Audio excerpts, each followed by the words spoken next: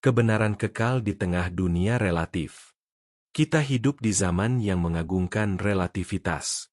Kebenaran tidak lagi dipandang sebagai sesuatu yang mutlak, melainkan sesuatu yang dapat berubah sesuai perasaan, budaya, atau mayoritas suara.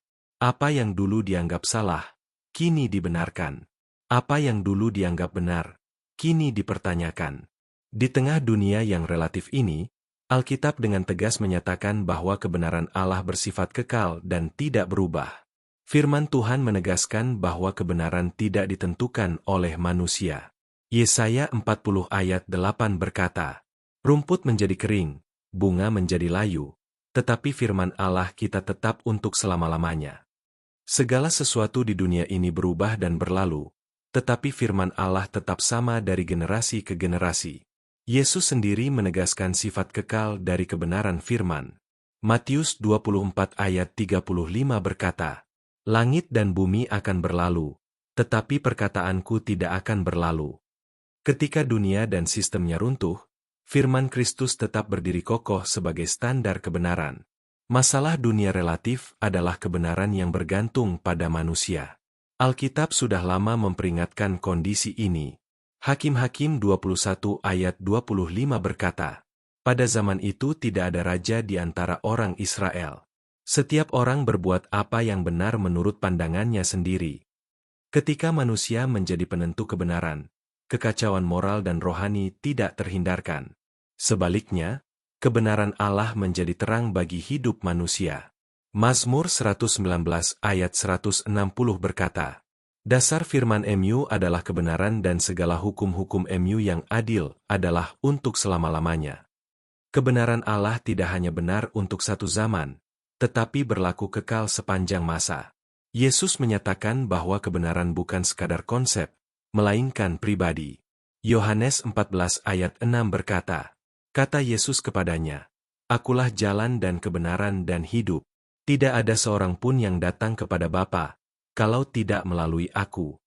Di tengah dunia yang menawarkan banyak kebenaran, hanya Kristus yang adalah kebenaran sejati. Rasul Paulus memperingatkan bahaya menukar kebenaran Allah dengan kebohongan.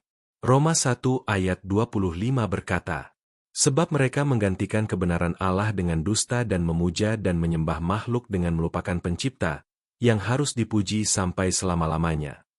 Relativisme selalu berujung pada penyembahan yang salah dan kehidupan yang menyimpang. Namun orang percaya dipanggil untuk hidup berbeda. Efesus 4 ayat 21-24 berkata, "Karena kamu telah belajar mengenal Kristus. Sebab kamu telah mendengar tentang Dia dan menerima pengajaran di dalam Dia menurut kebenaran yang nyata dalam Yesus, yaitu bahwa kamu, berhubung dengan kehidupan kamu yang dahulu, harus menanggalkan manusia lama, yang menemui kebinasaannya oleh nafsunya yang menyesatkan, supaya kamu dibaharui di dalam roh dan pikiranmu, dan mengenakan manusia baru, yang telah diciptakan menurut kehendak Allah di dalam kebenaran dan kekudusan yang sesungguhnya." Hidup dalam kebenaran kekal menghasilkan kehidupan yang diperbarui dan kudus. Yesus juga menegaskan bahwa murid-muridnya harus hidup di dalam kebenaran, bukan mengikuti arus dunia.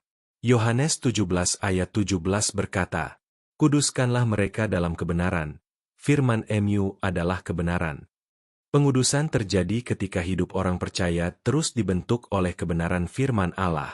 Rasul Paulus menasihati agar orang percaya berdiri teguh dalam kebenaran. 1 Korintus 16 ayat 13 berkata, "Berjaga-jagalah, berdirilah teguh dalam iman, bersikaplah sebagai laki-laki, dan tetaplah kuat." Di tengah dunia yang berubah, orang percaya dipanggil untuk berdiri teguh pada kebenaran yang tidak berubah. Renungan ini mengingatkan kita bahwa dunia boleh berubah, nilai-nilai boleh bergeser, dan pendapat manusia boleh berganti, tetapi kebenaran Allah tetap kekal. Orang percaya dipanggil untuk hidup berakar pada kebenaran firman, bukan pada arus relativisme dunia. Di sanalah iman kita kokoh dan hidup kita berkenan kepada Allah. Mari berdoa. Bapa di surga, kami bersyukur karena Engkau adalah Allah kebenaran yang tidak berubah. Di tengah dunia yang relatif dan penuh kebingungan, teguhkan kami untuk berpegang pada kebenaran firman MU. Bentuklah hidup kami agar setia kepada Kristus dan tidak terombang-ambing oleh ajaran yang menyesatkan. Kiranya hidup kami menjadi kesaksian bagi kebenaran MU yang kekal. Di dalam nama Tuhan Yesus kami berdoa. Amin.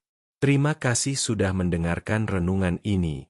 Dukung channel ini dengan like, subscribe, dan share agar semakin banyak orang diberkati oleh firman Tuhan. Tuhan memberkati.